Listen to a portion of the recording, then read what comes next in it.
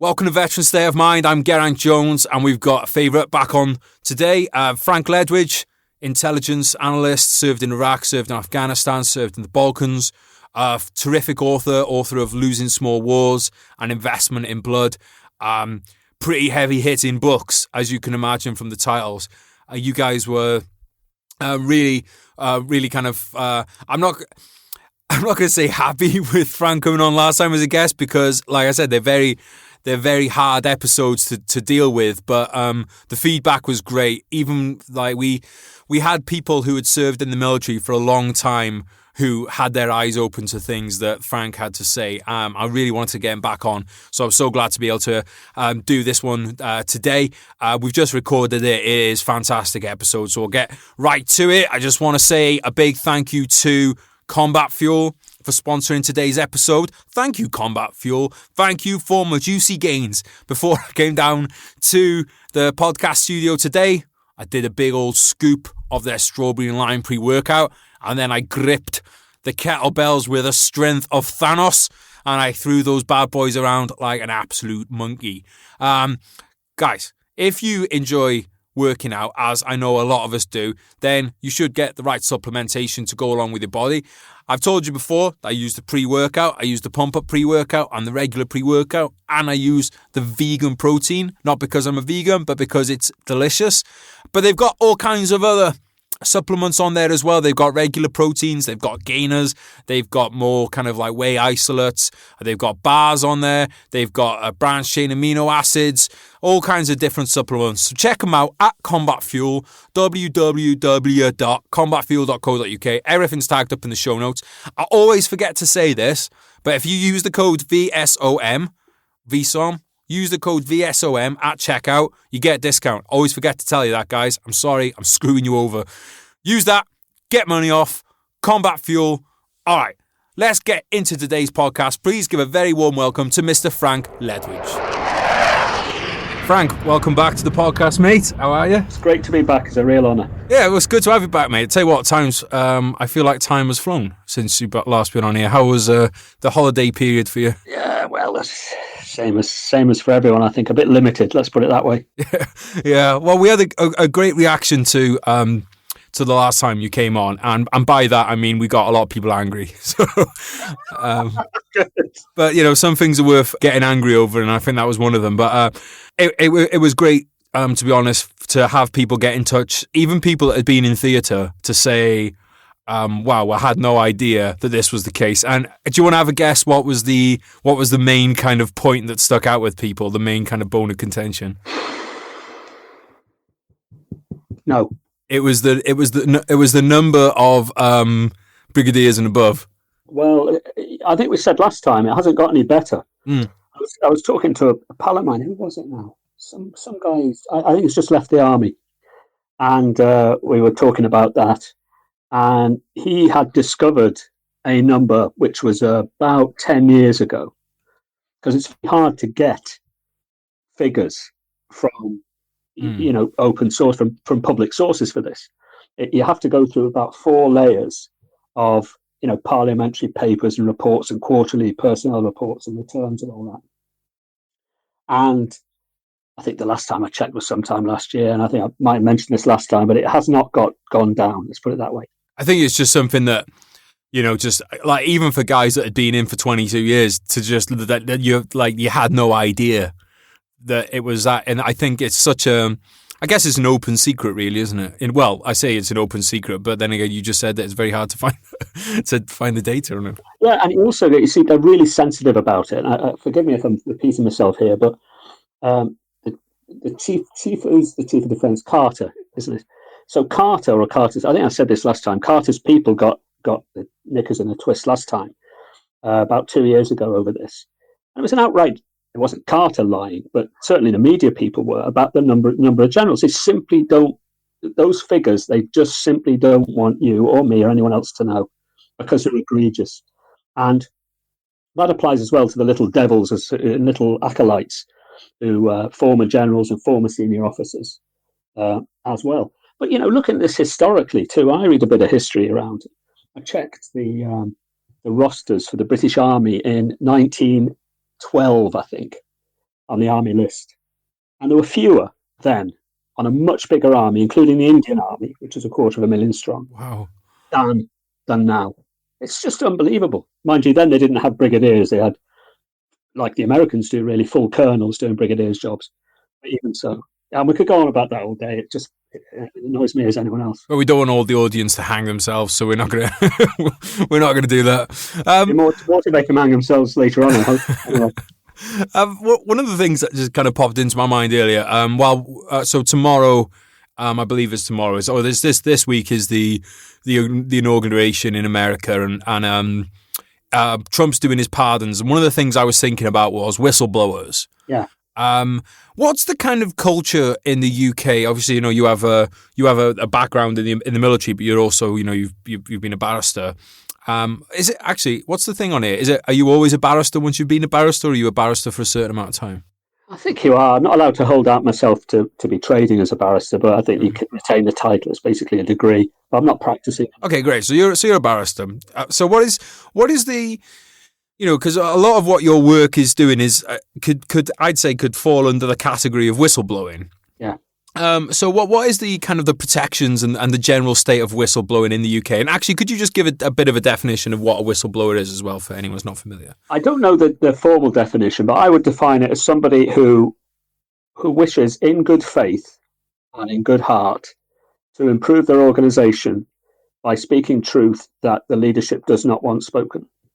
I'm talking now within military organisations or disciplined organisations, or for that matter, industrial setups. So yeah, I define it like that. In the UK, because obviously the guy that came to mind with these possible, we'll know by the time I get back from this podcast probably, but Trump's doing his pardons today, and one of the people I'd like to see pardoned is Edward Snowden. Yeah. How are we in the UK for how we deal with whistleblowers? Is there protection for them? Do the MOD come after them? Like America seems to, vehemently go after whistleblowers around the security services. So what's it like over here? They didn't come after me, but I was concerned about it. And I'll just tell you a small ditch from my own experience, and then I'll tell you another story about a friend of mine. And from my own experience, I was out of the military by, 4 years or so by the time I wrote my first book, Loose and Small Wars, nearly 10 years ago now. But anyway, I was out. So I wrote this, and I was very concerned there'd be nothing that would be not just OSA, Official Secrets Act, but it wouldn't give away any operation. There were no operational techniques or TTPs or anything given away. So I ran it through a friend of mine who was a brigadier in the army, an infantry officer, and he said, "Yeah, there's nothing there which is sensitive or it's going to cause any harm." So that was all right. And then I said, "Well, what about more generally?" And he said, I've had a word with it was General Richards at the time. I think he was the Chief of Defence Staff. He was a friend of his. And I said, this thing's coming out, and it'll probably be good in long run for the army. So we'll leave it alone. And Richards said okay. Anyway, so I met General Richards a couple of years later at some dinner or other, and he's a nice man and a decent man, I think. And he knew who I was, and he pointed at me and he said, "I tell you what, if I'd have known what was in that, I'd have nailed you," or words to that effect, with a big smile on his face. Mm. But there was a sort of steel fist in that glove. I was an admiral, and I was in the Navy actually, but last time I was on a ship was in the early 90s. And an admiral told me pretty much the same, a 4-star. My unit tried to haul me in actually, but the warrant officer told me I wasn't serving anymore.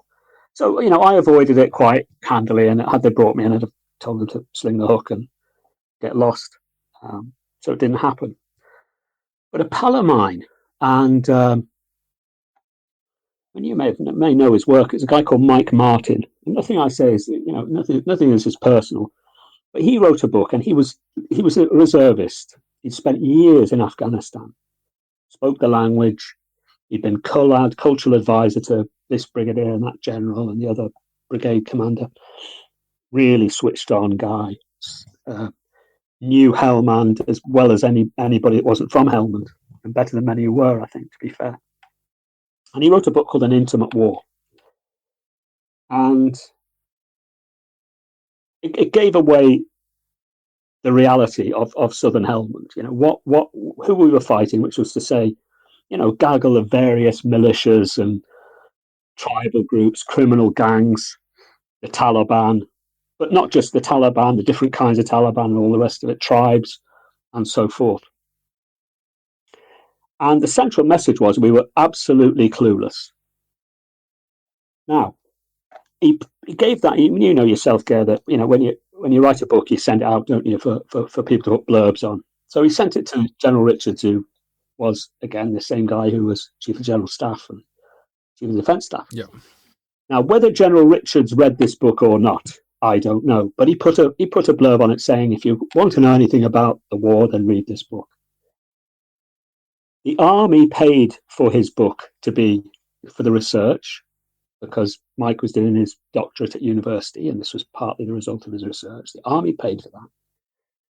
And as a matter of courtesy, Mike went to his CEO in the reserves and said, look, this book's coming out. You've paid for it. Much of the material is already out there. It's given on PDT. Everyone gets a little copy of the History of Helm, which I wrote, etc., etc. And he was ordered, right, this cannot happen. So I think his immediate commander said, this cannot happen. Went all the way up to 4-star, and they told him, you've got to pulp this book. It's not coming out. This was about, as I recall, a week before publication. So they'd known this was coming out. They paid for it, and they knew the results. And the former Chief of the General Staff had put a blurb on it saying you have to read it. So they tried to cancel him for that. So he said, basically, tell you what, you can stick that up your arse, because he didn't put it that way actually, but in a very legal and nice way. And you can. Here's the choice: either you can continue to threaten to ban this, and you'll be on the front page of the Times, or you can bow to the reality. And he wrote whoever it was wrote. I remember seeing the correspondence to these generals and said, look, you can either do that, or you can accept it, treat it as a good news story. Army is self-critical. Army's moving forward, and it's a good news story. And you think they did? They said, no, we order you to ban it. He said, right, here's my commission. Resigned his commission. Next day, what happened? Front page of the Times, Today programme, Army bans its own book. Of course, it went on to become probably the leading, for those who are interested in tribes and things in Helm, and it's the leading, in fact, the only book on it. But hey, there you go. So they do come after you. They don't come, I think it's fair to say, military whistleblowers, if you can call them that, you can call me that. I don't think they've got many teeth if you're out, unless it's OSA, right? Official Secrets Act. But they're not interested in stories that don't live with the narrative. Yeah, we've got Simon Ackham's going to come onto the podcast. I know Simon very well. Good, excellent. Yeah, good. I couldn't, because I found his story, and it was, for anyone that doesn't know it was basically that he got, correct me if I'm wrong on this, but he had a gap year commission, I believe, and then he got a lot of officers, etc., to get on board with this project of his, and then when they didn't like how it turned out, they all withdrew their consent, and it looked like the book wasn't going to go to press, but now it is. And I'm trying to get Simon on to get his story, so I don't want to go too into it, but it looked very much to me that they wanted to be involved, and then when they didn't like the truth of how it came out, then they all decided, no, we don't want to be involved. So I'm glad to see that it is still going ahead. Have you had a chance to read it? Yes, it's very good. It's. I think you're going to enjoy it when you read it. Was my blood going to boil? It might, yeah, because it certainly told me things I didn't know. I mean, there's a lot of things I don't know. Most things I don't know hardly anything. But it was quite revelatory to me. It was quite. I mean, all of the chapters are extremely well researched, and but very well written. I mean, this is a guy who writes for. I think he writes for the Rolling Stone and all these magazines like that. Occasionally, he's a serious writer, and he knows how to put a story together. Looking forward to it. But let's get back to investment in blood then, Frank. Let's get back to your book. you wrote Losing Small Wars. What was it that then compelled you to come back to the subject and expand on Afghanistan in particular? It was an article in this case in the Guardian, and this is about 2012 or 13. So we were coming to the end, and there was a general whose name escapes me now. I'll probably think of it anyway. Whoever it was, much of a muchness, and I've no doubt he's warming his feet by the side of his hedge fund or arms company, whatever now. Anyway, he wrote an article saying, all this sacrifice that everyone's complaining about is, it may look hopeless, but what we'll find out is that we're making an investment in blood, in words to that effect, very similar words to that. Mm. And, we'll eventually get the return on that investment. And that kind of heated me up a bit. I thought, and what exact return then are we going to get on 400 and whatever it was, 50 or so dead people and 5,000 seriously injured, or whatever the numbers were in 2012, and around that? What exactly is this return on our investment in blood, as he called it? Not to mention all the killings that we all, including me, were complicit in. Which, I'm no pacifist. We understand the realities of conflict, and some wars you have to fight and all. Don't need to spool that out to your listeners or you. And so I thought, well, I'm going to have a look at the cost of the war. How much did it cost? How much did it cost to us, not only in terms of all the dead soldiers and dead comrades and sick soldiers and sick comrades and people with bits of themselves taken off or their minds missing and all that. And also not just that, but also can we quantify it financially, in strategic cost, in the cost to our reputation, and also look at how many people we might have killed that did not need to be killed, which is to say non-combatants. Without being too rosy-eyed about that. Again, every war has that, but what exactly did we do?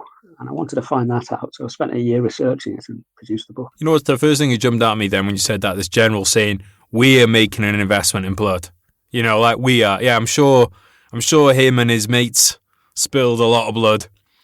That just grips my shit right there. It's we, like, it ain't fucking we.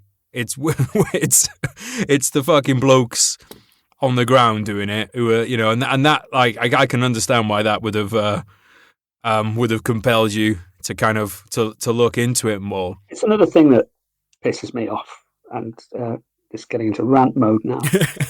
But the number of these people who enter that revolving door of arms companies, London trust funds and hedge funds. It's that world let's say, for example, you and I, we want to interview a general. Where are we going to interview him? Well, it won't be in South Liverpool, where he's retired to, It won't be in Mould or somewhere like that. It won't be in, Vauxhall in London. No, it's going to be in central London, near his club, in a nice cafe somewhere, or near his in Mayfair. That's another way. That's where I interviewed them all, and where I met them, where Simon did, and it's where you would, because that's where they go. There's no cost paid by these people, and there's one case I know of. I better be a bit careful here, but there's a senior officer, very senior general, took a post who commanded a very high level multinational operations, took a job within the state diplomatic service, and in a particular location that very much helped him towards extremely well-heeled post in a very wealthy financial institution. And the financial institution was closely linked to this place he'd done the job for. I can't really say much more than that, but that really pissed me off when I heard about that. Using your position to leverage a job, a position, by the way, responsible for thousands of people, to leverage yourself into a job, essentially for money. Now, I know plenty of very, very, and you do too, probably, wonderful retired senior officers. who do great work, either Navy, Army, Marines, Air Force, for charity, or they use their name or influence for good. And this is probably not even a majority I'm talking about. But just check out the number of ex-officers in the BAE, on the BAE payroll, and or any other major arms company. Yeah, I mean, I saw recently that General Mattis in America is obviously, he's another one that's just full of shit, because he was talking about, how awful it was that the troops are misused in wars, blah, blah, blah, and now he's on the General Dynamics payroll. Yeah. He's just as full of shit. I was just thinking, I just made the note here. I think we both know the answer to this. I was thinking, I wonder if, there's a fairly high percentage of homeless people are veterans. I wonder if there's any officers. I wonder if there's any homeless officers. I used to work for an organisation which some folk may be familiar with, and I think it's the best homeless charity. It's called Veterans Aid. It's run by military, really, or ex-military, for homeless ex-military.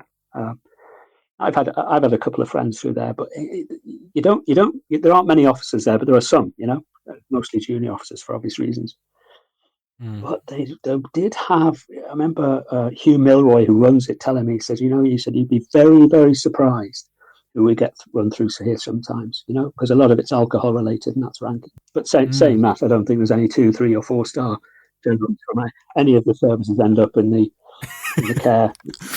Excellent though it is of Veterans Aid, no, or any of that. To be fair, if somebody said that to you on the street, they probably wouldn't be getting it. If it's like, I used to be a general, you'd be like, yeah, sure you were, mate. Yeah, check me out. Yeah. You know what? I was actually going to come on to cronyism and stuff later, but this is good. I think we should just get into it now, as this is kind of where we've been heading. For anyone that's not familiar, I think there's especially the PPE contracts awarded by the government over the last year. And this is not my opinion, this is fact. You can go and look this up. They had VIP, basically, if you knew a government official, they had a VIP lane for getting contracts, and those contracts were awarded 1 in 10 times, whereas the usual lane was awarded 1 in 100 times.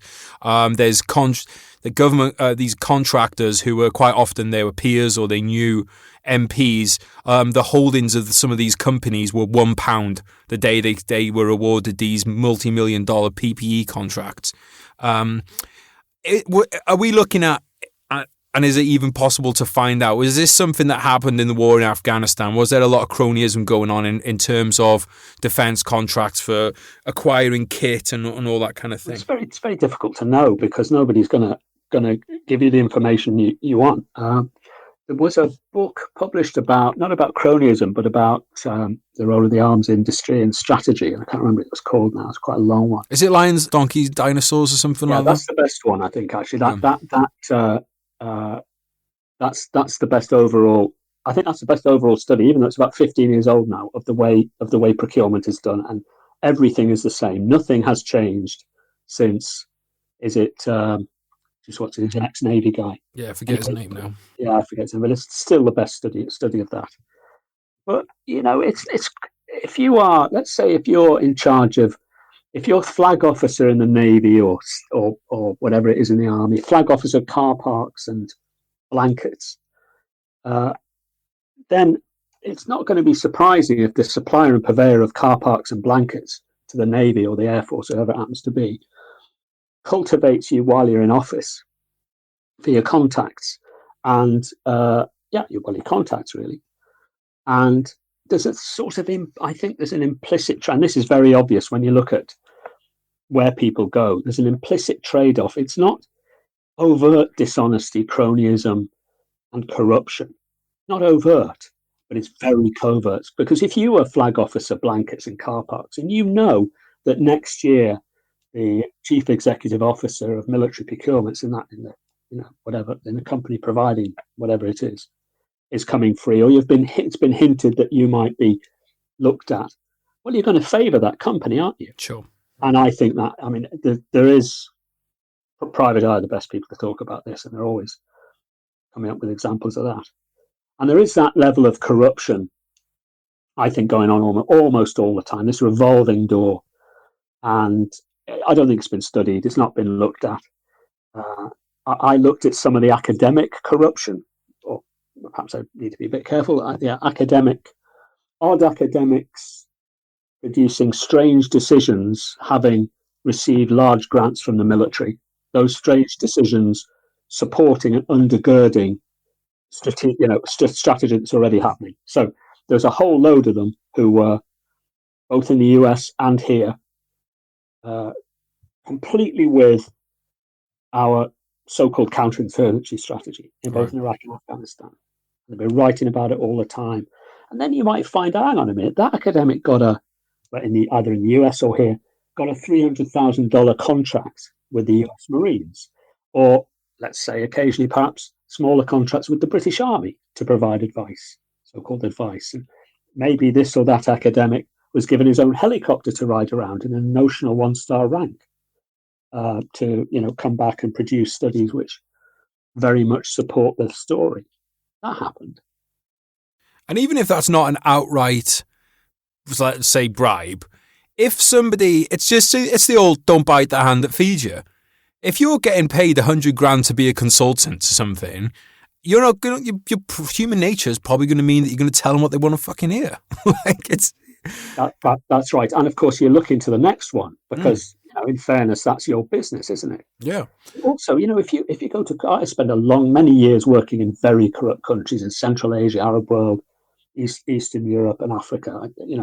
And almost never do you just get. I mean, there are perhaps at the lower level you get that kind of, well, here's a tenner and let me off that parking ticket. Or, I mean, look, which one of us hasn't been driving around Eastern Europe and got done for speeding and paid a fine on the spot? At least a few years ago. But the sort of grand corruption is not done that way. It's not done that way at all.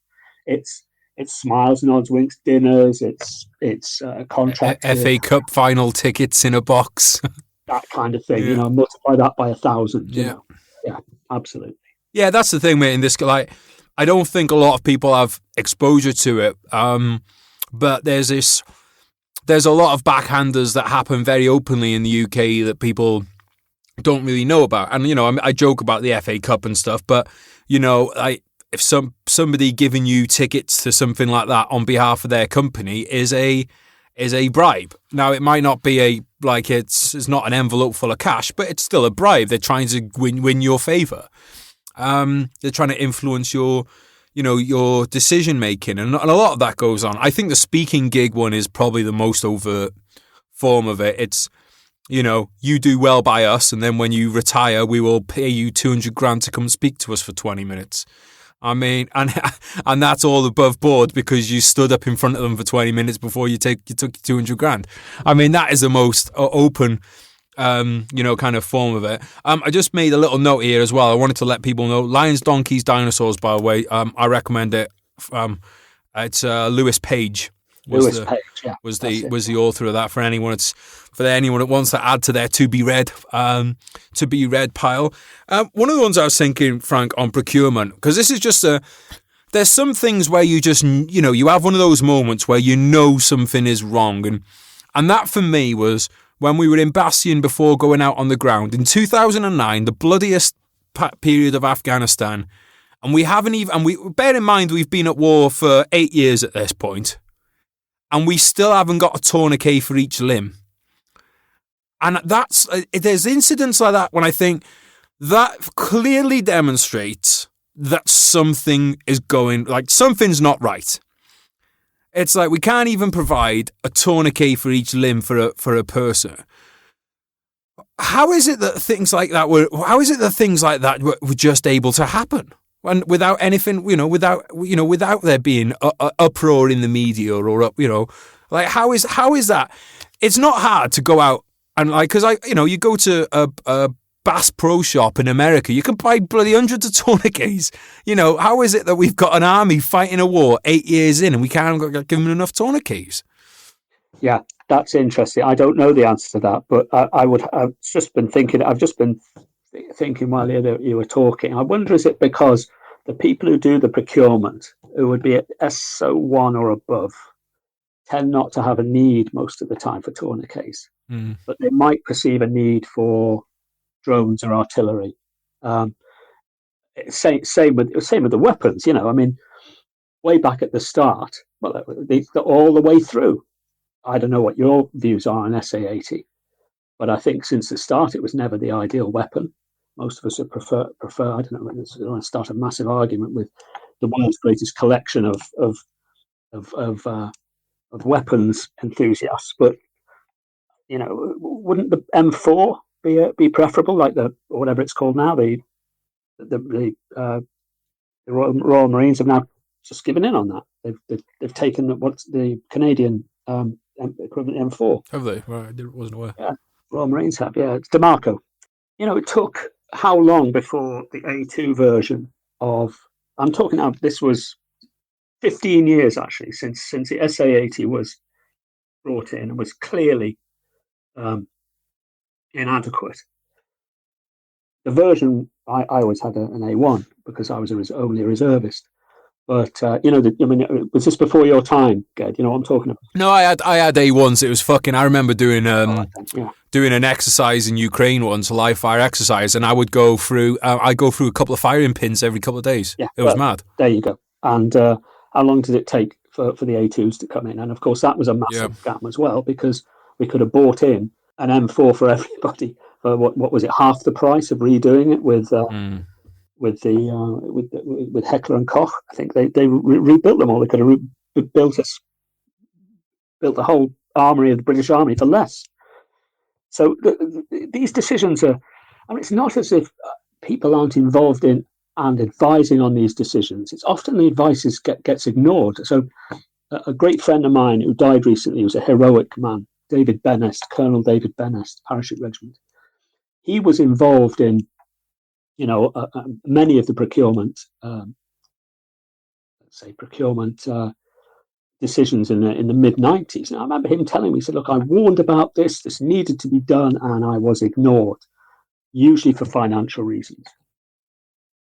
And with the result, of course, by the time the so-called war on terror starts, we're all equipped with second-rate equipment or not equipped at all. I'm not going to moan about this, but, if I look at it from the outside, sending people to Iraq when casualties were beginning to arise with no body armor, with a rifle that's substandard, with green uniform, and that was crappy boots, and no webbing or no useful webbing, might be regarded in some circumstances as negligent.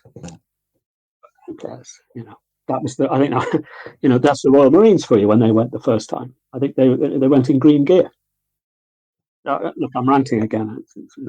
It's all right, man. That's what this podcast is all about. Yeah. I would have liked to have seen the SLR and GPMG only in Afghanistan. I think that would have been good. You know what, though? Actually would have been quite interested to see how the SLR with a good sight.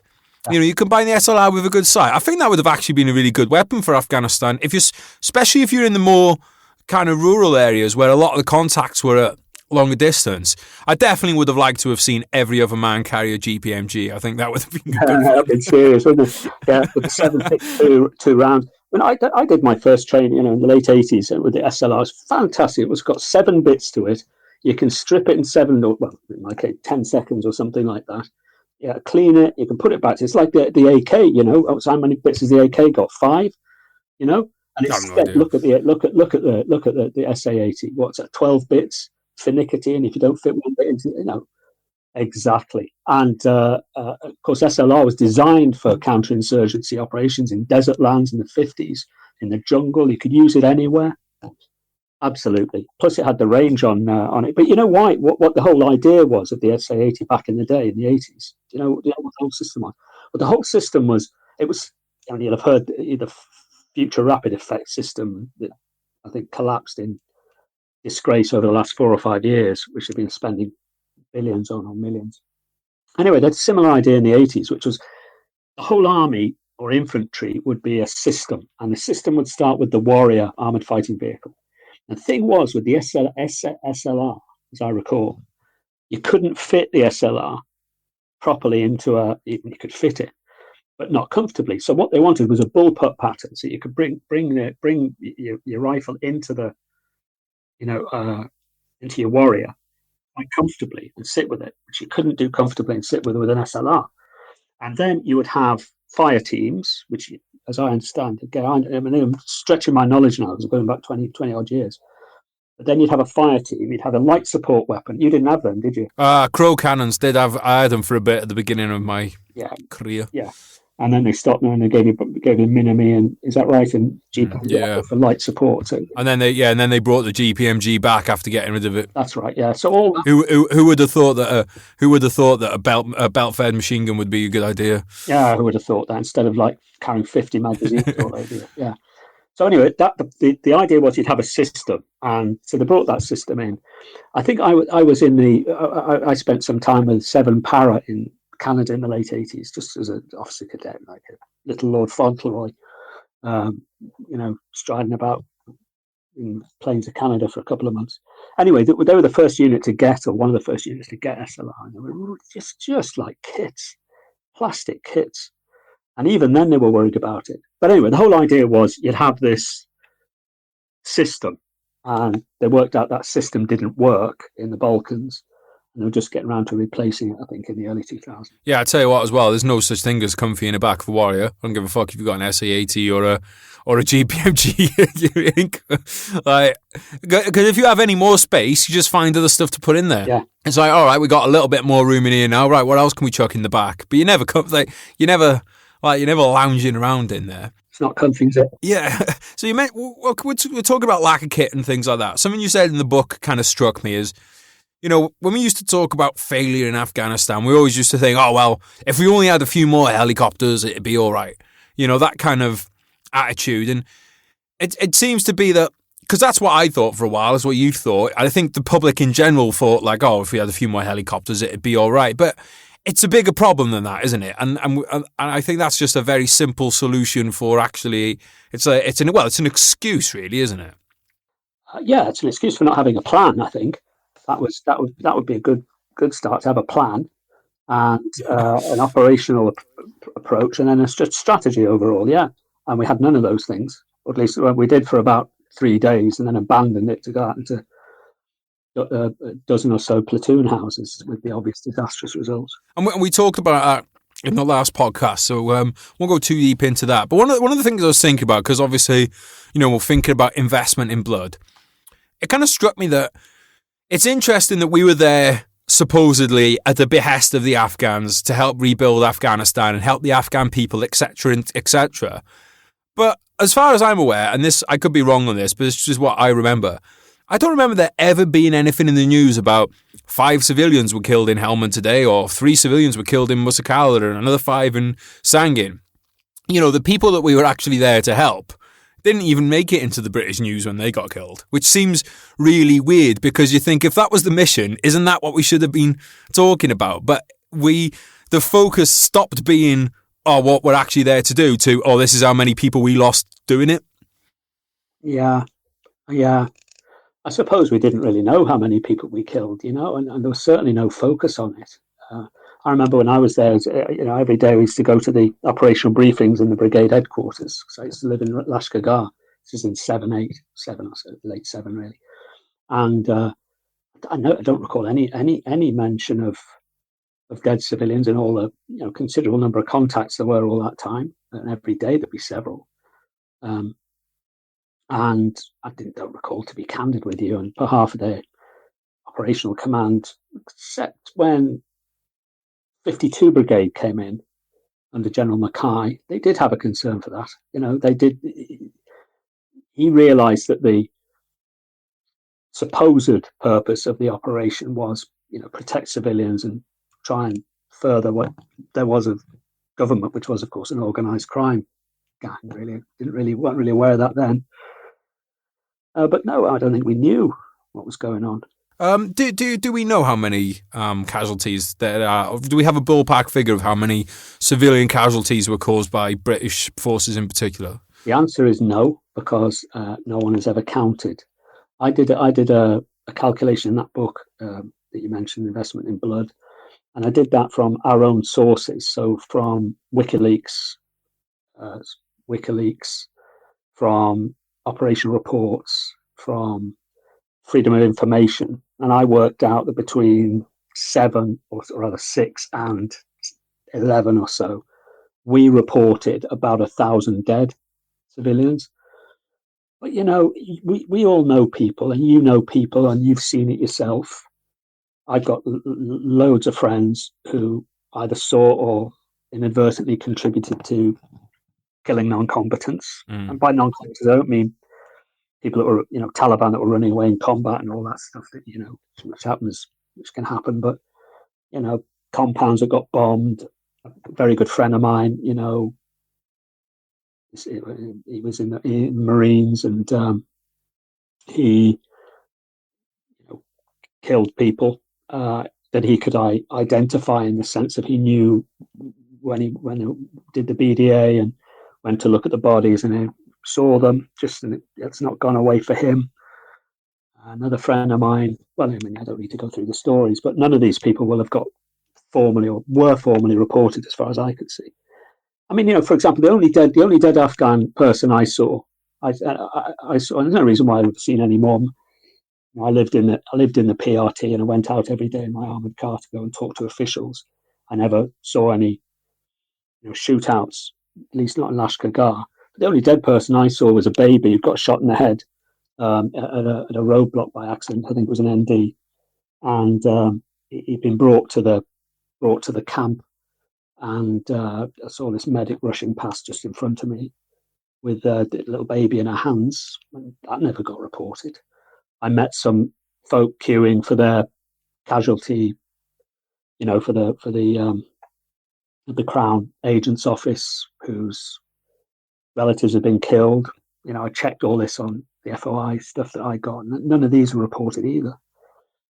So what can you say about that? Just that 3 or 4 people weren't reported, but they weren't. And I don't think until later on in the war, when maybe around that time McChrystal came in, that this was something anybody was concerned about. With plenty of body counts for Taliban, or resistance forces, or whatever you want to call them. Yeah, anecdotally, I mean, I know of a lot of civilians getting brassed up.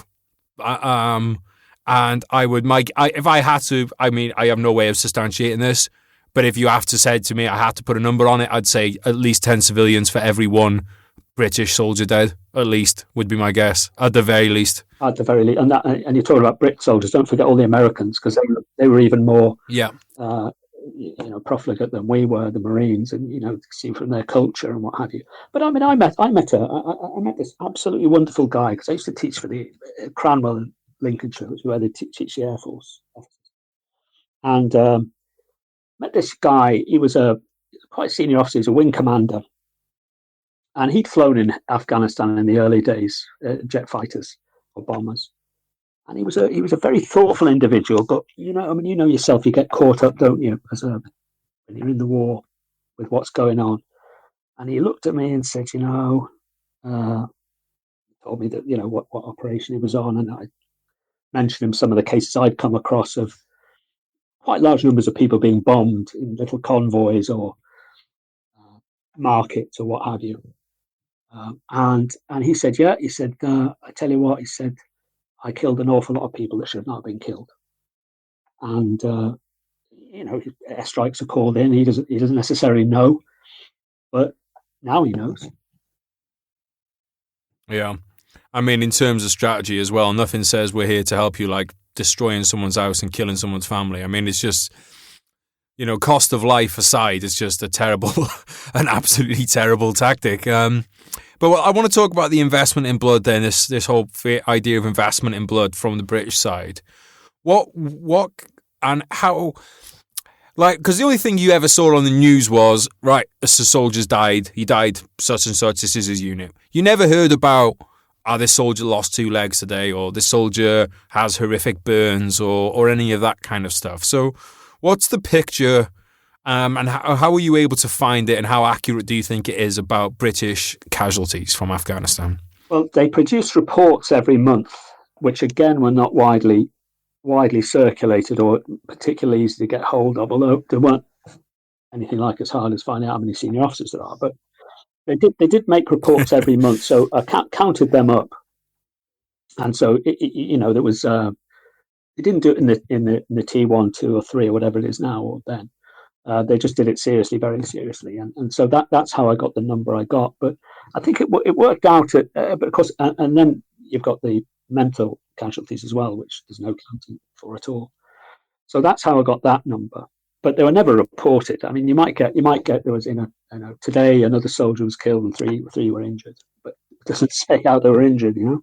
So how many are we talking about in terms of then of injured from Afghanistan and dead? I think I can't remember from the figure I got, which would anyway be slightly on the low side because the book was written in 13.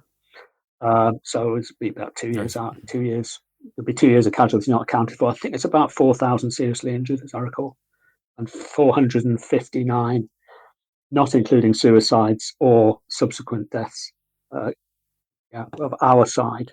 Something like that. Maybe it's slightly less actually. Yeah. Yeah, if I remember correctly, isn't it something like, say, from the Falklands, more Falklands veterans have killed themselves and died in the fighting? Yeah, there's quite a lot of dispute amongst that. I can't imagine. This is what is 900. No, what 400 and odd on our side killed there. Look, I don't know the answer. There's a lot of dispute about that actually. But what we're seeing, and then perhaps Falklands veterans would be better equipped than me, or to be able to comment on that. But there's certainly been a lot of suicides out of it. But what they're finding now in American, you've got a lot of American mates and Marine friends and what have you, and some of those units have taken way more casualties, or killed, or at least as many, after the war with suicide than during it. There's a great guy who's so effective as a speaker, a guy called Danny Sjursen, who's an American infantry guy, and in his platoon, I think he said that there's more. Sorry, his company, more suicides, or at least as many suicides as deaths afterwards. So you can multiply that by however many. I know some guys from a Marine Corps unit who lost, I think it was 45 guys on deployment in Iraq and Afghanistan, and they've lost more than that now since suicide. There you go. So it wouldn't surprise me at all if that were the case in Falklands or for here. I heard a guy just before Christmas, my friend, he was one of my friends who's got quite bad PTSD, went off the radar for a couple of weeks because his friend killed himself in November, I think. And, it's quite regular, isn't it? Yeah, I definitely think as well that when you look at like a unit like that, let's say that I think they've had over 50 suicides from that unit now, there's definitely the snowball effect as well. From what, a battalion? Yeah, from a battalion. Like their battalions are a bit bigger. Their battalion's about 800, but still that is a staggering number. Yeah. But once it snowballs and people just start to like, if you have one or two suicides, people I think can compartmentalize it and deal with it. But when it's happening so regular like that, I think a lot of people start to see it as an inevitability, and you start worrying about your mates, and there's no way for those guys to ever stop suffering, because every time they start to improve, they hear about another mate that's gone. Yeah. And then it keeps going. So it's I'm not saying that that's the case for every unit, but like you can see how it would spiral out of control, when something like that happens. Do you think, because I don't know to my shame, but do you think that it's anything like that bad you're an infantryman. Do you not? It's not going to be that bad, is it? I mean, 50 people killing themselves in a battalion is not in the British Army. No, I think, to be honest, I don't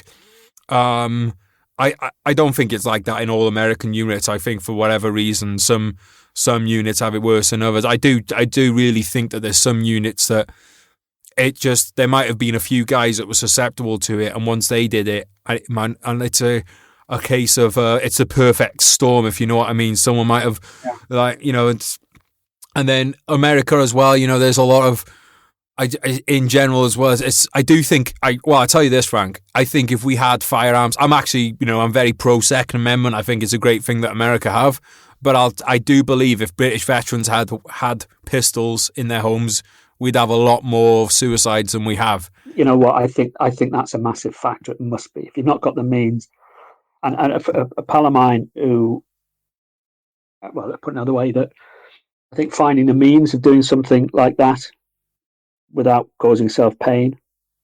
It's quite difficult if you haven't got a gun, isn't it? Yeah, it's just, you could just be drunk and there's a gun in your drawer and you pull it out and it's such a quick thing. It's very different to, right, now I'm going to tie a noose. Now I'm going to put it over the tree. It's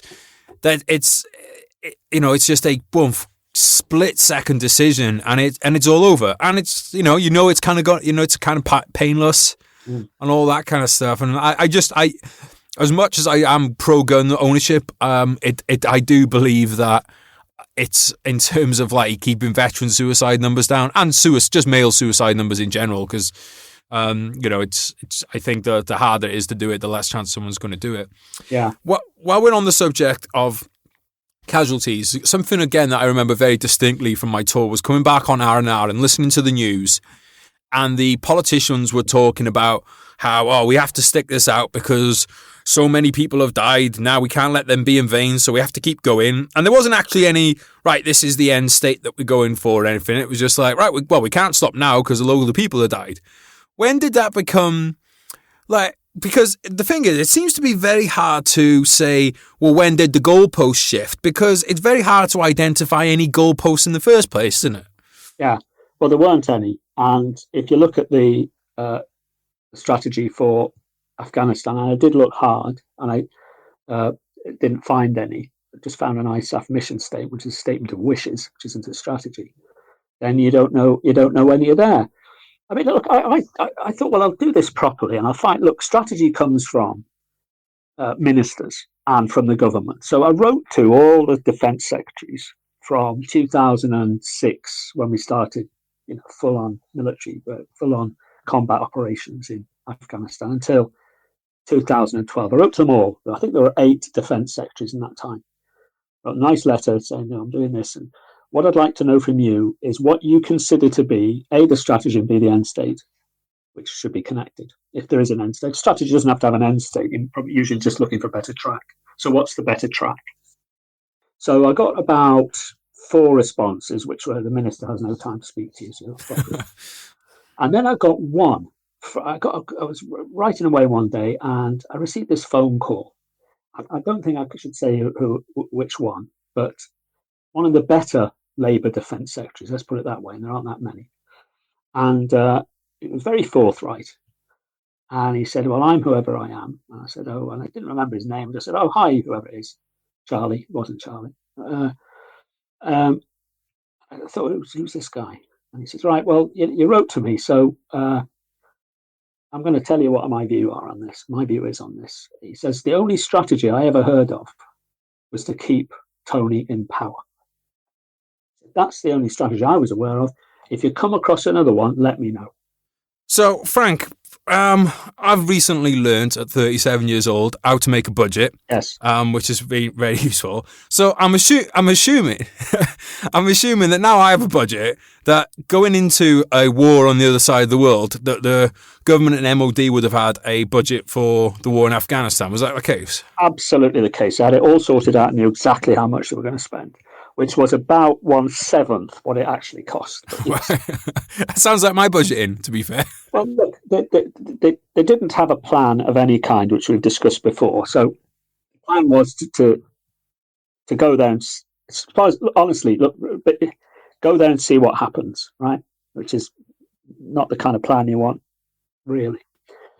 But concerning the financial element, I mean, look at what the eventual outlay is. If you look on official figures, the official figures are, I think, insofar as there are any, and they're very difficult to dig out again, about £20 billion for the Helmand campaign, right? About 20 billion, maybe 21. You might see somewhere. The true figure is about 39 billion. Now, I say that's the figure I came up with.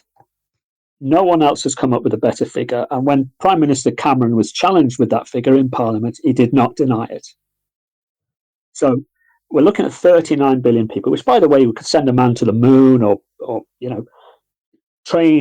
recruit, train, equip 20,000 police officers and a similar number of or nurses or whatever. It's about £2,500, I think, for every It's either every household or every person. It's a lot of money, 39 billion. But that doesn't, that doesn't deal with the ongoing costs. So I had an extraordinary conversation once with somebody called Linda Bilmes. And Linda is an economist at Harvard University in America. And so I interviewed her for this book because she wrote a book called The $3 Trillion War About Iraq. We now know, of course, that it's about $6 trillion for Iraq, for the Americans. For us, it's considerably less. I think we're on about 10 to 15 billion for Iraq. Bargain. But nobody's calculated that, but there we are. Why would you need to? But so I said, well, look, what about to Linda? I said, Professor Bilmes more, because she's a very serious expert on all this. I said, what's the largest single cost? And she said, ongoing treatment for veterans. Hmm. And I said, okay, well, what do you estimate the cost for? And this is Iraq. We were mainly talking about Iraq because I wanted to establish patterns. She wrote a book about Iraq, right? So, and obviously for the Americans, Iraq is an even bigger affair than Afghanistan. And she said the cost. I estimate the cost for ongoing care of veterans to be $800 billion. Whoa. $0.8 trillion. Not 800 million, $800,000 million in 2012 or whatever it was. Money. Over their lifetimes, is that? Yes, that's the key thing. She said that the cost peaks. We see from Vietnam that the cost for taking care of veterans peaks, I think it's 30 years after the war. So I said then, okay, well, if I wanted to make an estimate, given whatever figures I had, and I just talked them through with her, for the Brits, how much roughly on your calculation would that be? And she said, well, it would be many billions of pounds, but I can't say because it's a difficult calculation. You've got an NHS, and it's very difficult to, see what cost comes from where. But I said, would 1 billion be too little? She said, that would be very much too little, yes. I said, would 10 billion pounds be too little? She said, I think that was a figure that was a bit more realistic for looking after our veterans from Afghanistan. So I haven't included that figure in the 39 billion. So we're looking at 10 billion pounds minimum for looking after our veterans. And that's an ongoing cost and will peak 20 years from now.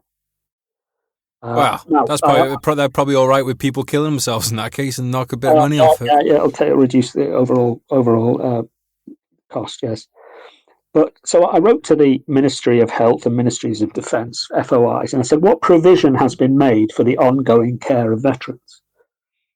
And the answer was no provision has been made, either by the NHS or the Ministry of Defence, for budgets for the ongoing care of veterans, both for mental and physical care. Just to put that into one good friend of mine, got blown up in Iraq and very seriously injured, and he remains very seriously injured.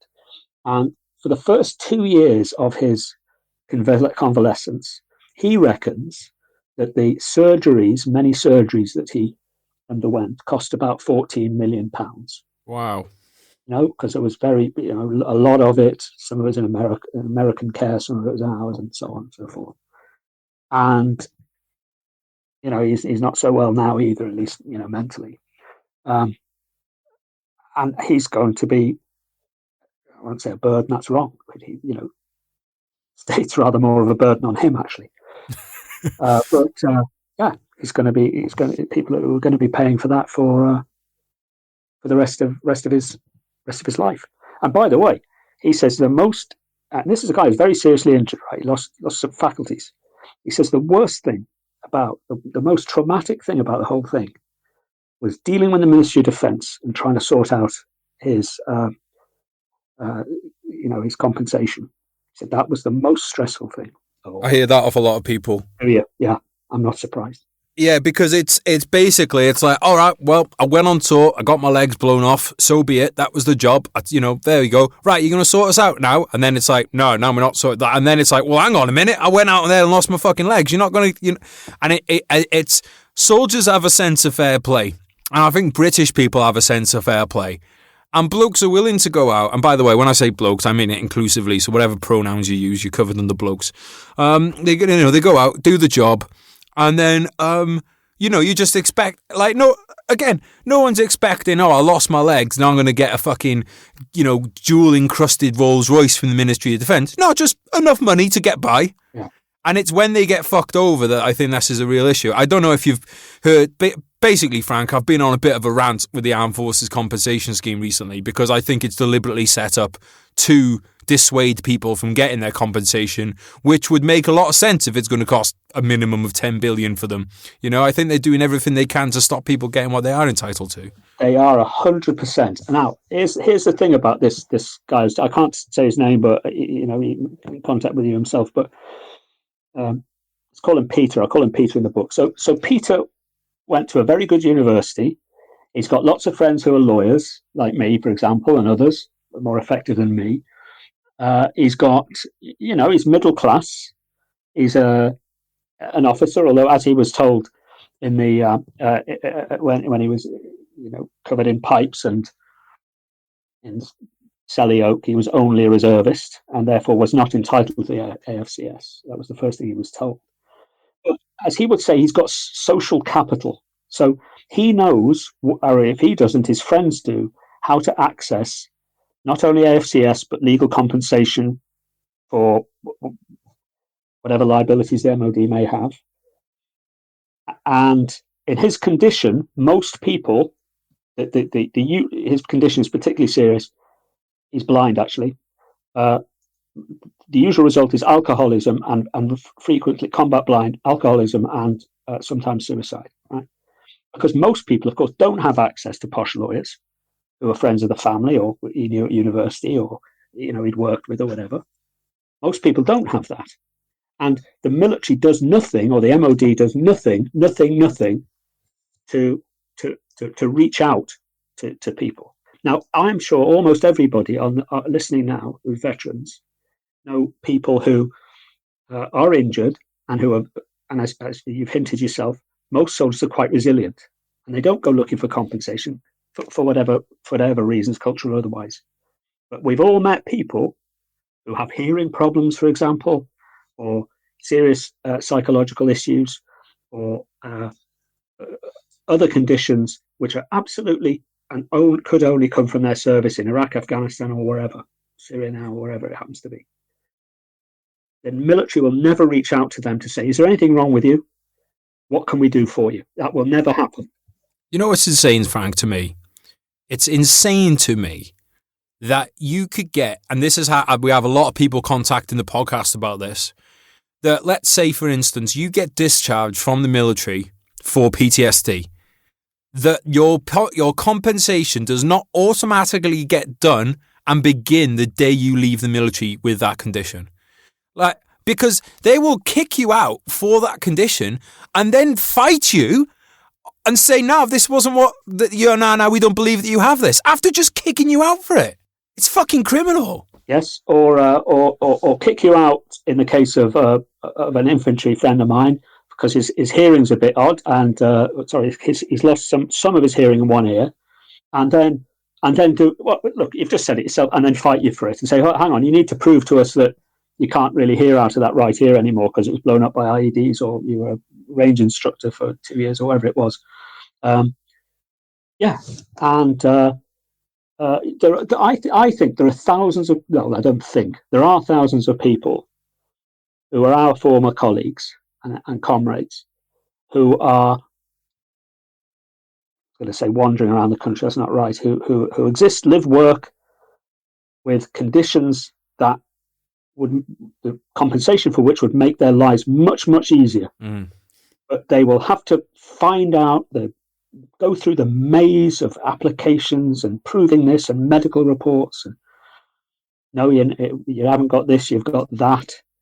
And it's amazing the degree of charlatanry that the MOD will go to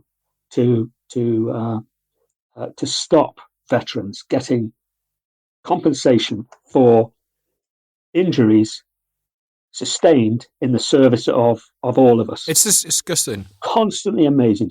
Example after, and this is, I don't go looking, excuse me, I'm going to rant for another 30 seconds. I'm not going to, I don't go out looking for people who have this. This is, I'm an average guy who's got same number of, as a veteran from, I've got friends in the Army, Navy, Air Force, Marines who are veterans, just because I've spent a long time in these various zones, just as all of you have. And we all know multiple people who have either had to fight for their what are supposedly rights, or have been rejected and live lives which are of a lower quality than they really deserve. And the function of the state, having put people in that position, and I would say to some extent, and you've discussed this before with some of your other guests, exploited their goodwill and their nobility. It's the duty of the state to return them to a condition that they would have been in had they not undergone that ordeal. That's my view. And the state does not do that. To be honest, Frank, recently I went for a bit of a head clearing walk, and I came to the realization that I will no longer encourage anybody to join the army. Interesting. If somebody asked me now, do you think I should join the army? And some people will be listening to this, my answer to you is no, I don't think you should. Because they don't deserve you, essentially. Now, so I can understand why people would want to join, because at the end of the day, there's only one place you can go to war, really, and that's the army. Although you could do what, like I guess Johnny did, and go and join the YPG or something out in Syria. So you could do that. To be honest, you might as well do that. You'll get treated better. Yep. But no, I can't in good conscience now recommend people join the army because my thing before was like, you know what? They do fuck you around a bit, but you get good stuff out of it. But I think the balance sheet for me now has just gone too far the other way. I've heard of so many people now, and at first I used to think, they're just shit at paperwork. It's just typical government. They're just not very good at paperwork. But it's become very clear to me that they are actively trying to deny people what they are. They are entitled to, and I have no doubt in my mind that has probably led to people killing themselves, and it's certainly led to people suffering. And so I cannot, in good conscience now, good conscience, recommend that people join the army. I just can't. It's like, it would be like me recommending that you go into an abusive a domestically violent relationship. I can't condone that. These people are criminal in my mind, and I think that, I think that as a country, we should be appalled at the fact that we're just willing to let this slide. Well, nobody cares though, do they? It's only soldiers. Exactly. Oh, you signed up for it. Well, no, actually, what you signed up for was that you would this is the problem. People signed up with the knowledge that they would be, if you lost a leg or you got PTSD, that you would be. We're not talking gold Rolls Royce. We're just talking like a fucking few grand to help you buy, and I think, and when I saw that the MPs are still on pay rise, the MPs this year, they were like, they backed down from it in the end because there was such public outcry. But the MP pay rise for this year was as much as most people get if they're successful with the PTSD claim that has to last them the rest of their life. It's insane. Well, and a PTSD claim for which they will have to undergo and sustain a very great deal of stress and pressure. When I was a barrister, which was a long time ago now, but I used to advise people, if they could avoid it, don't go to court, right? Just settle if you can, as long as you can settle reasonably happily. Don't do it, and don't get involved in prolonged litigation because it's so stressful. Mm. And it's not as if these folk, soldiers, in fact none of them do, seek out trouble. They have it imposed on them by the state. I don't think I've got PTSD or anything like that. Certainly not from Iraq or Afghanistan. The Balkans was, there were a few things that happened in the Balkans over a period of time. And when I came back from one of the Balkan missions, and it's worse now, I think, I was asked, were you involved in any unpleasant stuff? I said, yes. Were you involved in the shootouts? Yes. Did you see this, see that? Yes. Okay, thank you very much. That's it. So that was the box ticked. And the same after Iraq, and the same after Afghanistan. No follow-up. No, didn't need it in my case, thank God. But some people do, have been through far worse than me. No follow-up, no nothing. Been having bad dreams? Yes. Okay, tick, thank you very much, off you go. And that must be replicated tens of thousands of times. And you know what, Frank? I don't hold it against people that we didn't know mental health very well 30 years ago. I don't hold that against anyone because you don't know what you don't know.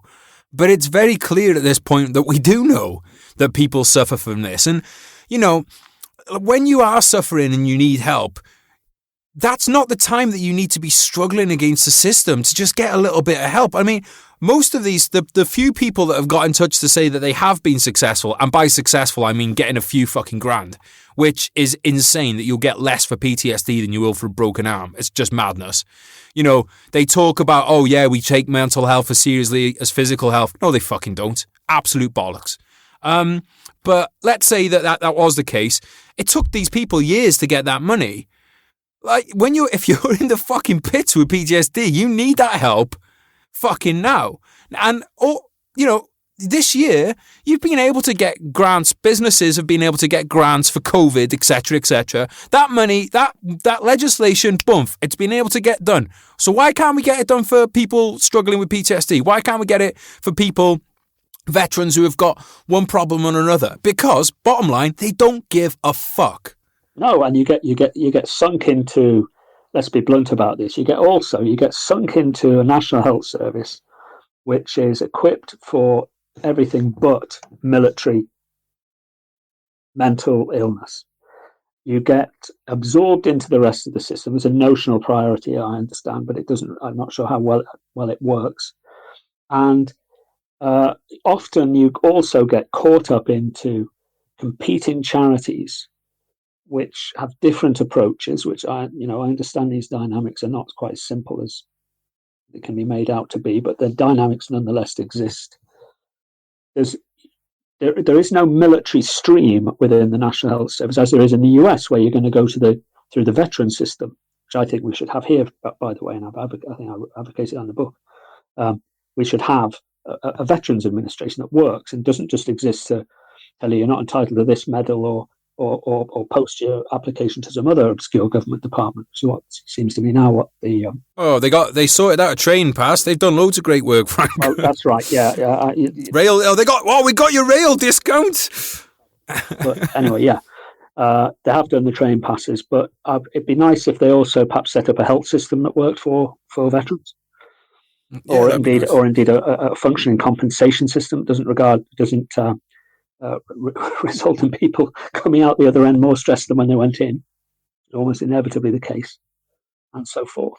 It could be done, Frank. I mean, how fucking hard would it be for them to get someone on a Zoom call and they get someone to go through it with you and get it? Like, there's 22-page form on the Armed Forces compensation, and there's not one page on there for PTSD. It's obvious. Like, the fact that you need a lawyer to do it is in itself just goes to show that how, like, I just want to punch someone in the fucking face. Right. Okay. I'm going to move on to a different point, man, because otherwise I'm going to just end up going on ranty muck rants here. And then I do have some other questions. Sorry. So, the unfairness of all this, every so often it kind of dies down. And you hear of another case, or, I'll find out some other mate's been shafted by the system, or, lost his job. It never ends, Frank. It's bollocks. And I want to reiterate, if you're a young person listening right now, I'd say find something else to do instead of the army. I really would, because I think you're worth more than how they'll treat you. Right, so I think it's quite clear there were a lot of losers from Afghanistan, most notably probably the locals. Are there any who's come out of it well? Like, there must be, someone must have come out of Afghanistan well. And so who was it? Yes, there is a category, actually, which has come out of it well, I think, in terms of their financial accoutrements. And that is the consultancy class, to which I belonged, although I only did one 6-month stint. Many people spent years on high daily rates and advising, supposedly, the government, British government, on how better to stabilise a the country, and a lot of people did quite well out of that. I think private military companies have done rather well, as you well know. Taliban has done well. The proper Taliban, that is. They're now running probably more than half the country, although it's officially rather less than that. Struggling now. Drug barons, they've done pretty well. Opium sales record highs. Oh, opium. Yeah. Heroin dealers. Yeah, that's right. Yeah, that's another one. Pakistan's inter-service intelligence have come out of it gleaming. You know? I would say the global jihadist movement in general has come out of it well as well, because I think that it's just given all the propaganda that that you could ever need to say that, look, these are the bad guys we were telling you they are.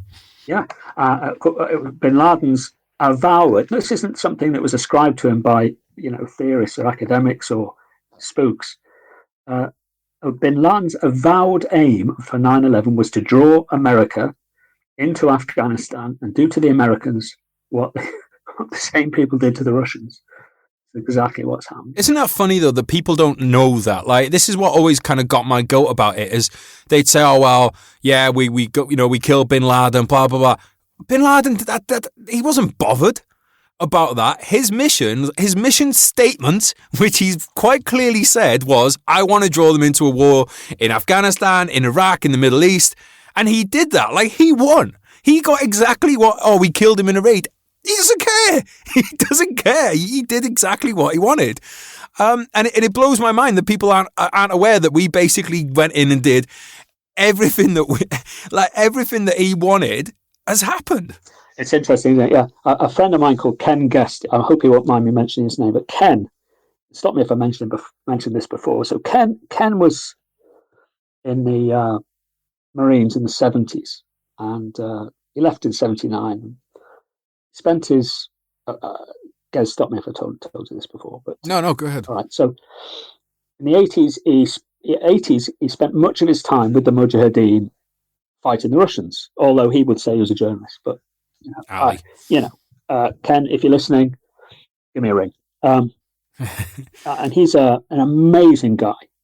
He speaks the languages. He's quiet, very modest. He's written one book on British battles. He doesn't shout about it. He doesn't write lots of articles or books.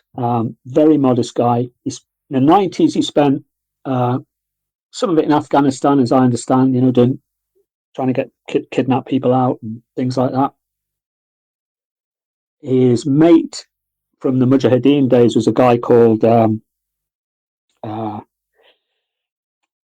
what was his name? Anyway, major insurgent, and later the Americans were trying to kill him. I'll think of his name, but he knew everybody. He knew all of the major Mujahideen leaders. So when 9/11 happened, he was brought in to the British MI6's offices and asked about Afghanistan. What can you tell us? He said, "Well, what do you know?" So I don't know what level I'm starting at. And they gave him a file which was 6 pages, insisted of Paddy Ashdown writing something which Ken had written for him. And he said, "Well, have you got anything else?" "Oh, I'm not prepared to tell you." And he looked behind the officer, and there was a map of Afghanistan with dots on it, with pins on it. He said, "What's with those pins?" He said, "I can't tell you." He says, "Well, I hope you're not planning to put anybody in there, are you? You're not planning to put soldiers into Afghanistan. This was like October 2001. He says, "It's not for you to know that. It's it's tip-top secret." He says, "Well, look, I've got one piece of advice for you. Don't put British soldiers in Afghanistan. Don't do it. Hey, that's the main thing and the only thing I'm going to tell you now." Enough said. This was probably no Brit knew more about Afghanistan than him. No Brit had better connections, which were ongoing and continued. No Brit had spent longer there, although some of them, worked for the UN or maybe had done some other work there, perhaps even some spooks. But no one I know who had anything to do with Afghanistan before 2001 would have advised the British military to go in. So on the subject of spooks and intelligence then, is it we can fairly say that Afghanistan was a failure of intelligence? Yeah, and look, I was an intelligence officer for the military, and our purpose is to advise the rest of the force, right? And in order to do that, you really do have to have an understanding, and I think it's our duty to have as intelligence officer, understanding of where we are, which is very difficult to acquire in 6 months. I thought the best people, we often had very good military intelligence officers, especially the analysts, the corporal analysts in the brigades, and they really dug deep and knew their stuff. But you can only find out so much in 6 months. And the trouble is that in that trade, you do tend to think that you know more than you do. So I'll give you an example from Musa Kala, Gez, and I believe you have some acquaintance with Musa Kala. Indeed, he wrote a book about your 6 months there. So did you ever come across anybody called Mullah Salam when you were there? To be honest, mate, I wouldn't. If I ever got told his name, I wasn't paying attention. So the reason we were in Musa Kala at all, apart from the platoon houses business, was because, as you know, in the early days, we'd been basically kicked out of there after that, and it was a bit embarrassing. Royal Irish, I think, and so by the way, wasn't their fault they were put there. Unfortunately, yeah, I actually worked on the book. I worked on a book about it with the OC, and essentially, for anyone that doesn't know, they were given last minute. They were given about 60 blokes that they had to find from all over the battle group. Dropped in there. Actually, Hugh Keir, that's been on the podcast, he was one of the snipers. And then they went toe to toe, day in, day out against about 500 Taliban. And then in the end, after the entire town had been flattened, they were told there was a shady deal done and out with the Taliban, and out they went. And in the course of flattening the town, probably the Air Force doing that, clearly no civilians were killed either. But of course no, they're just helping them. Yeah. So it was a priority to retake in late 2007. As you know, or you may know, there was an operation called, I think it was called in English, Snakebite. And the purpose of Snakebite was this, that what the British intelligence had done is they had somehow managed to recruit Mullah Salam, who was one of the very senior officers in the pre-war Taliban. He was either, the stories change, but the governor of Uruzgan, which is the province to the north of Helmand, a very pro-Taliban, or he'd been governor of Herat, or both. But they were a bit foggy about that. But what they knew was the British Army had recruited, or the intelligence services, whoever they were, had recruited Mullah Salam, and Mullah Salam had promised to bring his army of followers, which we call the Taliban, let's say, in that region. He was going to support the British attack. And what also had happened, it seems, that his brother there was a mysterious coincidence whereby Mullah Salam's brother was released from Guantanamo Bay at roughly the same time. So we can imagine, if we're very inclined to be suspicious, some of the deals that may have been going on there at the higher levels. Now, I was there roughly at the time, and I knew that something was going on because there was lots of running and to and fro and smiles, and then I had to leave then. So the operation took place after I left. But we know what happened. So what happened was military went in, British Army went in, Americans, supported by the Americans, and Mullah Salam was going to power in behind them and install the government of Afghanistan, running up the Afghan flag once we'd won the war for them, with his hundreds of militia supporting us. So on the day the operation started, Palamine was in one of the reconnaissance teams, and he met Mullah Salam. And Mullah Salam on that start of the operation, and a couple of days in, I think maybe, he was sitting in the back of a warrior with 7 lads who were hanging around. My mate observed that he wore some very flamboyant slippers with little balls on the end, curly ones, and was refusing to come out of the warrior until it was safe to do so. This is the story that my friend told me. It was there at the time. And it turned out, so then the battle was won, and Musa Kala taken, or retaken, and Mullah Salam was installed, and up went the Afghan government flag. Then it was found out that actually there were at least 3 Mullah Salams. One of them had been governor of Herat, which is a huge town about the size of Manchester in western Afghanistan. It wasn't that Mullah Salam. Nor, it seems, was it this particular Mullah Salam, the governor of Uruzgan. This was another local hoodlum who was a bit confused when he was summoned by whoever it was in our intelligence. He was a bit confused to be asked, well, is he going to bring his whole militia? And were they all going to be able to support the assault? So, in other words, of the 3 Mullah Salams, we got the wrong one. Brilliant.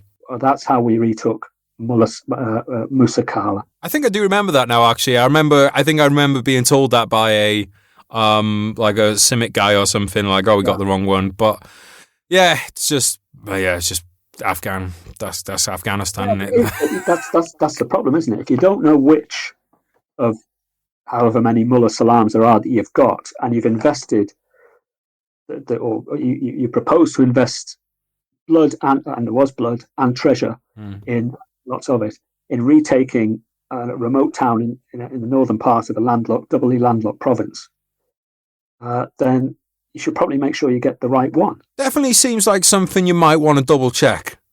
Yeah, you might want to double check that. Yeah, and then but that's not the worst one. The best story, I think, of intelligence in Afghanistan. This says a lot, actually, because if you can't get that high-level intelligence right, you're not going to get the granular intelligence right. You're simply not. Was Mullah Mansour. Do you know this story about Mullah Mansour? No, please go ahead. So Mullah Mansour was recruited by MI6. Mullah Mansour was the second in charge of the Taliban at the time. This is in 2010. And they spent months recruiting and cultivating, as they call it, this guy, Mullah Mansour, who had been minister of something or other in the Taliban government previously and now was very senior officer in the Taliban. And so they convinced the Americans they had this guy. They'd be flying Mullah Mansour, this Mullah Mansour from Pakistan into Kabul in C-130s and Kandahar, meeting him, increasingly senior officials. And then they arranged a meeting with the President Karzai in Kabul. And they got the Americans on board. And what was going to happen was going to be a peace deal with the Taliban. That's what Mullah Mansour was going to try and arrange. Now, all this time, the Taliban were denying this was happening, but you'd expect that, right? That's the way these things roll. So they brought Mullah Mansour to the Arg, which is the palace of President Karzai. And in the ante-room to President Karzai's office, one of the assistants came out of the President Karzai and said, right, so are you ready for the meeting? This is going to be a momentous meeting. The British had put together, the Americans were on board, and Mullah Mansour was there, and so it's going to be a president of Afghanistan. They were going to talk about talks, big thing. So the assistant, as I said, came out and he said, well, where's this Mullah Mansour? I said, well, this is Mullah Mansour. And the president's assistant went, according to the story I heard, was, okay, Mr. Bond, or whoever it was from MI6, could I have a quick word with you? Certainly. They go off. The assistant says, the chief of staff says, that guy you've got there, that's not Mullah Mansour. Well, what do you mean that's not Mullah Mansour? This is the second in charge of the Taliban. This is the minister of whatever he was before the war. You must know this. He said, yes, I do know Mullah Mansour. I knew him before the war, and this is not Mullah Mansour. So this guy, it turned out, was a chancer.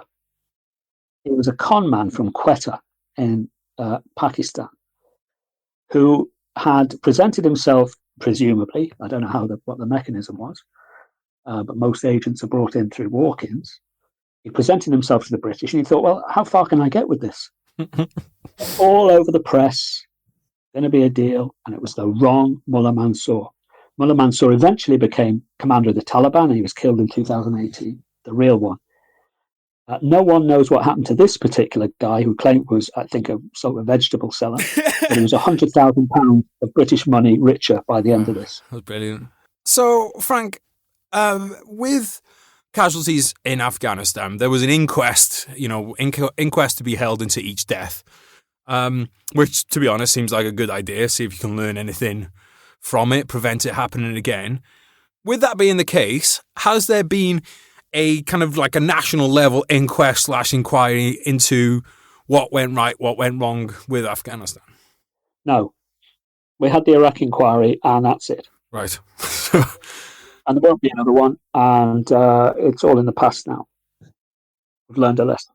Was there anything from like the Iraq inquiry that would make us think that even if there was one held, that it would be worth doing? Yes, I think there was. The Iraq inquiry was very long and convoluted, but it was quite robust, and it talked about strategic planning. It talked about realistic planning. It talked about taking advice from people who really know what they're about, making sure your intelligence cycle works, which means making sure that proper advice on actions get through to the right people at the right time, that political imperatives and what you or I might call lies are not allowed to govern strategic decisions. So yes, there was quite a bit from the Chilcot inquiry, which was the inquiry into the Iraq war that wasn't intended to be quite that, but that's what it turned out to be. That was relevant to Afghanistan. But what there hasn't been, I think, and there would be people who know better than me now. I haven't been tracking it for the last 2 or 3 years, but I don't believe there's been a full-on debrief on the military aspect. I'm pretty sure there hasn't been. There's a guy called Brigadier Ben Barry who's produced a book recently. Now, Ben has been pretty hard on all this for many years, actually, which I think is called Blood and Sand, which does go into the mistakes made by us and the Americans, far more informed manner than I do, I think. But all these are, and Simon's got his book coming out. There's plenty of other people you've written on it. Dozens of others have, but no formal lessons learned inquiry or anything like that, or lessons identified. No, nothing. And what do you think the reason for that would be? Well, because it would be embarrassing. That's why. This was. Let's be candid about it. I mean, you've said it yourself. Many of your other guests have, and we all know. You've had several podcasts on this theme. We lost the war. And we're not good at this. There was never an inquiry, or rather, there was an inquiry. The first inquiry into mistakes made in the First World War was in 1932. It was called the Kerr Inquiry. Wow. Now, just compare that, Gez, to what the Israelis do. So in 2006, the Israelis, to some extent, had their asses handed to them by Hezbollah, to some extent. What happened then? Immediately, there was a judicial inquiry set up. So this was a divisional level incursion into southern Lebanon. They took 150 fatal casualties, a couple of hundred others. They didn't achieve their objectives. Okay, we could argue about that, but never mind. It was perceived at the time as a failure. Immediate inquiry. Chief of the Defence Staff fired. The Prime Minister had to resign. And major changes were made in their military structures, ranging from call-up through to front-end activities, so to tactical TTPs, from the strategic all the way through to the tactical. So the Israeli military is in a far better position now than it was after that war. So that's the way they deal with things. And by the way, they do that after every war that is not perceived to be a success. That's not the first time. What do we do? Oh, look, nothing to see here. The chaps did well. Put it behind us now. We know what went wrong. Wind your neck in, and everything will be fine. Just say, I guess part of the reason for that is because realistically, whether Afghanistan or not was successful or failure, it really didn't make a difference to most British people. Exactly. It doesn't matter to us, does it?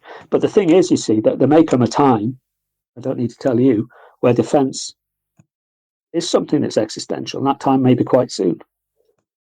And that we would do well to look at ourselves critically, and particularly, I think particularly the Army and the Navy, who are going off A, in different directions, and B, don't seem to be addressing themselves to the real threats that face us. What do you think those threats are? Well, my opinion is that this is a sort of question at the sort of political level, I suppose, but I tend to think that we're a Northwest European power. We're the strongest Northwest European power. We're members of the North Atlantic Treaty Organization, and that's where we should focus our efforts. I've thought that for many years. And we should focus our efforts on defence of the homeland and the wider defence of our region, which is Western Europe. It's been our grand strategy, or had been until 2000, for 70 years or so. I don't think we should be sending carrier groups to go and annoy the Chinese, which is what we're going to be doing starting, I think, in 2 months' time. To be honest, mate, I'm kind of on the fence about it, because I do believe that really my kind of thinking is, who the fuck do we think we are to be going around the world telling other people what to do? Totally. You know, is basically what it boils down to. I think I always used to be of that opinion. I used to think, we're so much better and culturally advanced than everyone else, then it's our duty to go around and help them. But now I think, fucking hell, we're just as corrupt as Africa. Like, what are we doing? Yeah, I'm exactly the same trajectory as you for the same reasons. I think we should look after ourselves, and that means defending ourselves. And any notions of being a global power or grand strategies of intervention and invade, which of course is invasion, usually in very poor countries, we should just put behind us now. Yeah, I mean, the thing is, we've had these chances to intervene. You know, when you see, right, there's a genocide going on here or there, I'm like, well, why don't we go and intervene in that? I'm all for that. But then, you know, well, I've just seen the same story so many times now. We'll go somewhere, we fuck it up, and we leave. And it's once you've seen the human cost of that, you just can't get on board with it anymore. Unless if you have a conscience, you can't possibly on board. I was talking to one of my mates the other day, and he was really upset about the fact that we went to Afghanistan, we gave these people promises, and we just fucked off and left them. Yeah, but then we fucked off to do Libya, which was more fashionable at the time, and to do one of those humanitarian interventions, and look what happened there. You know, if anything, it's well, in terms of its long-term consequences, that could be even more damaging than the Afghan tragedy. You know, the splash effect of Libya. Don't start me on that. You know, or anybody. I mean, it's everything we have done at that level, without exception, has caused mayhem. And if you're going to tell the story about British intervention or Western intervention of the last 20 years, you would entitle it mayhem and never do it again. And look, Frank, I'm not saying that, oh, you know what, all the people that live in Libya were lovely people and we're the only bad guys. No, there's plenty of terrible people there, but we have to also accept our part in unleashing those terrible people. Well, exactly. I mean, what has it got to do with us, is my ultimate reply. I'm very aware of academic responses that we have a global role, or Brexit Britain, or whatever you want to call it, and that may or may not be true. But we have to understand the forces we're unleashing, as you just said there, when we intervene in these frankly horrible places that we don't understand. You know, I was in Libya during 2011 and 12 during the intervention because I'm fucking stupid and never learn. But also, there were, you know, it looked interesting at the time. And again, you saw the same patterns of intellectual and institutional arrogance on the part of the civilians now. I think the military are a bit more measured, to be fair. Certainly, the head shed were, they had their fingers burned. And look what happened. They were given the advice, listen, be very careful here, you don't know what you're doing. And they ignored it. Same old story, mate. Unfortunately, I believe that when we do Veteran State of Mind number 500, we'll probably be talking about the same thing with African countries. It seems to be that's going to be... we're about to go and fuck up some African countries in the... I talk to people all the time, they're all off to Mali quite soon. And again, look, it looks great now. You know, we're doing it for the UN, and we've got another unit doing something else that isn't quite aligned, but, you know, we'll work it out. It's for the French, basically, and, you know, stabilization. But we've heard this story so many times before, and that's why we should be very, very, very careful about requests by politicians. Oh, well, just another 100 soldiers here, or another battalion there, or let's set up a brigade to, you know, for intervention. Or should be really careful before we start that, because it's at that point there are real adversaries, and I think there are real adversaries for us, namely Russia. We'll start thinking, might be a little opportunity here. What form that takes, we don't know, but we need to. The point is, to avoid that happening, we need to be equipped for it, and we're not even equipped for that now. Yeah, I don't know, mate. I see Africa being a very heavily fucked over continent very soon with proxy wars. I just think that it's between us, Russia, China, America. I just can't see it being a very nice time for African locals. No, and there's a lot there's a lot going on there that we're not hearing about. There's French soldiers being killed. There's, let alone, got Malian soldiers being killed by the dozen. We've got then you get into Burkina Faso and Nigeria. The war in Nigeria makes a lot of what we did in Afghanistan look like kids' play now. I have a friend there who came back recently from the Boko Haram. I don't want to get too far from our topic, but Boko Haram area of Nigeria, and she said she'd never seen destruction like it. And she'd been in the Balkans and Iraq, Afghanistan. It's genocide. It's full genocide. Well, you've got hundreds of people being kidnapped. You've got full-on, or recently anyway, full-on combat between the Nigerian army, Boko Haram, and they're not really interested either side in non-combatants who get the wrong end of it. Plus all the horrors that ensue from the caliphate and the Al-Qaeda and all the rest of them, all their various franchises. And you know what, mate? It's like fucking. I hate to say it, but that. Oh, look, they're associated with the Islamic State. That's your fucking green light for every Western power to now go, oh, well, we got a reason to go there. I mean, nothing to do with the fact that Nigeria is one of the biggest oil-producing countries in the world. Oh, no. But now they're associated to Islamic State, which, by the way, as far as I'm aware, this wasn't going on before we invaded Afghanistan and Iraq and started all that stuff. This is a new problem. But now, you've got that global war on terror, the endless war, and now we can go to Nigeria under this. Now we've got the pretense we're fighting Islamic terrorism. It's not going to stop. I just can't see any end to it. We hold, as you've hinted already, some responsibility for this. Like in November 2001, which is ancient history now for many of the listeners, but Al Qaeda consisted of a few dozen very afraid fanatics in the mountains of Pakistan who were wondering when the B-2s were coming for them, because we killed most of the rest of them, and it was a matter of chasing down the rest. After Iraq and all the other stuff that we don't need to spool through, there are now tens of thousands of jihadists, much the same kind, but rather less afraid of being chased down, but rather more likely to be doing some chasing down. So that's where we've got to. We've got from a couple of hundred bedraggled and frightened nut jobs to tens of thousands of potential terrorists, many of them in Africa. And that's just because it's in a different area doesn't mean it's not a direct result of what we have done in all of those areas. I'm afraid that's the case. We call it blowback or backdraft or whatever you want to call it, but that's what it is.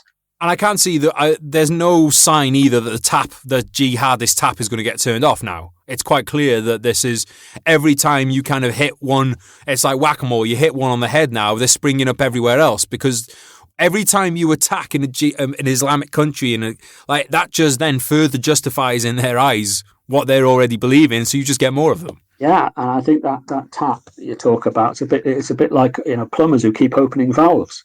If you keep opening the valves or open them in the wrong places, you're going to get leaks and pressure differential, and some areas of your system will explode. And we were fiddling around with these systems we didn't understand for 10 or 15 years, and that's what we've got.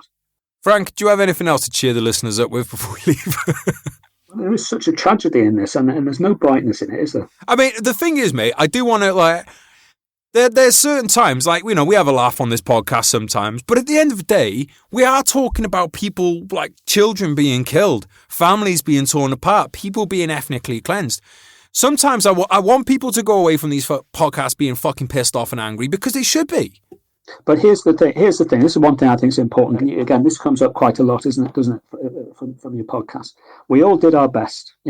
We fought. Those of us who fought mostly, almost entirely fairly. We fought with nobility in our hearts. We tried to do the best, and we did represent I think we represented our good country in the best way we could, in the best traditions we have. And if that's a bright note, then so be it. But unfortunately, we were not well led, and we were not well led really at almost every level. Mate, I totally agree with you, and I just want to say thanks again for giving up your time today, mate. Always enjoy the chats. Look, it's just such a pleasure to be able to let rip and talk honestly. But thanks so much for your time today, mate. Really appreciate it. Oh, that's great. Yeah. Cheers, mate. Catch you soon. Bye-bye now. Guys, I hope your blood pressure is not too high after that. I know it can be difficult listening, but at the end of the day, sometimes you got to have the hard conversations.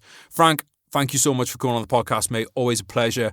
Before we leave today, guys, I want to say thank you to Combat Fuel for sponsoring today's episode, and also to the Royal British Legion, not for just today's episode, but for every episode. No British Legion, no podcast. They are sorting us out. Obviously, in the episode today, we talked a bit about armed forces compensation and all that kind of stuff. We are working with the Legion right now to bring you an episode where we are going to have specialists on who are going to answer all these kind of armed forces compensation questions so that we can get you guys the money that you deserve. I'm working on that at the moment. I'm getting my research head on, guys, and I'm trying to do a proper pucker episode so that we can get everyone's questions answered. If you have questions on that, please send them into info@vsonpodcast.com, info@vsonpodcast.com. Again, down in the show notes. You can just go to the website, guys, and if you want to go to vsonpodcast.com, which is in the show notes, you can just click. There's like a contact us form on there, so you can use that as well. But yeah, thank you for the Royal British Legion for putting us in touch with our gurus for doing that. If you haven't checked them out, guys, they are at Royal British Legion on social media. I recommend that you follow them because you never know what's going to come up on there. And just go to the website, rbl.org.uk. Just go on there, familiarise yourself with what the Legion does for veterans and their families, because you never know when yourself or someone that you know and love may be in a bit of need of help. And better to have that information ahead of time than, because let's be honest, when you're on your ass, that is not the time to be trying to learn, trying to get the information. You want to have it in your head so that when you get into one of those bad days, then you know where the help is to go. So check them out, guys, Royal British Legion and rbl.org.uk. Just before we go, guys, I want to say thank you again to Frank for coming on. And if you enjoyed Frank as a guest and you want to support Frank, then the best way of doing that is checking out his books, Losing Small Wars, Investment in Blood. They're linked up in the show notes. Also at vsonpodcast.com/books. I highly recommend both of them. Frank's a great author, and these are just so well researched. And yeah, like I've said before, guys, if you enjoy the guests, then please support the guests. I think that's a pretty fair deal for everyone. All right. I'll catch you next time. I love you, bye. You told me not to worry, and you wouldn't break my heart. You told me you were sorry, yeah, my whole world fell apart. You said it's not my fault, and yeah, I've never done you wrong. I'm grinding to a halt, now I can see you're moving on. I promised I'd get better, and I told you things would change. You keep me to the gutter, yeah, I'll never be the same. I've got to let you go, now live your life and spread your wings. And yeah, you put on quite a show, and pulled the puppet strings. And are you sure that you don't want me? Remember all the pain, or maybe you should thank me. It's your loss and my gain. I'm leaving now forever, I won't hang my head in shame. But yeah, you've taken me for granted, and you should feel ashamed. You sold a dream to all of us, a dream that we'd all die for, a reason for us all to live and something we could fight for. I might just help a man up to his feet or hold a newborn, but no matter what I do, my hands remembering my rifle, yeah. Life's hard, I know that, still wouldn't change shit. I wouldn't go back, yeah, I wouldn't go back. Feelings I hold back, memories fade, yeah, they go fast, yeah, they go fast. Good times that come and go, survive the highs and lows, just take it step by step, I guess, yeah, I suppose. Good times that come and go, survive the highs and lows, just take it step by step, I guess, yeah, I suppose.